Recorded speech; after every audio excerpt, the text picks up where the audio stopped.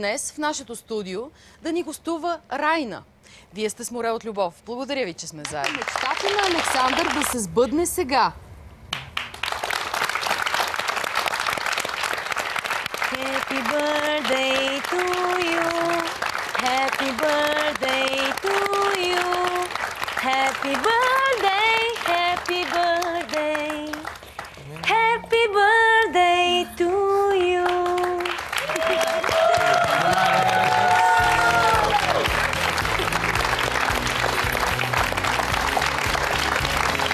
Здравей, честит празник! Много се радвам, че мога да бъда част от твоя празник. Заслугата за това изцяло на твоята приятелка Мария, която много те обича. Мога да го целуна, ти си ми разрешила преди това.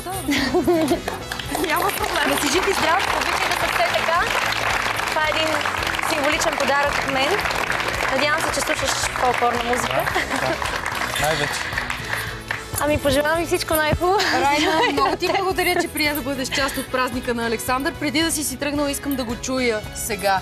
Аз чувам ударите на сърцето му, но не мога да разбера как се чувстваш, Александър. Много добре.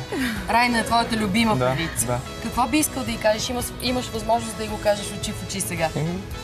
Да продължава да пее толкова хубаво. Благодаря. Номер едно е. Номер едно е. Ами, радвам се, че бях част от вашия празник. Надявам се да съм допринесла за доброто настроение. А сега те моля да се подготвиш, да кажеш веднага след като аз приключа с финалния анонс, финалните думи в Море от любов. Сега ще проверим дали си ни гледала. Това беше Море от любов за днес. Бъдете с нас и следващата събота по същото време. А до тогава ни пишете на адрес www.moreotlubov.com или на адреса на BTV в София за екипа на Море от любов. Направете ни част от вашата история, за да се видим очи в очи и да се уверите лично, че Че се обичаме, обичайте се и вие.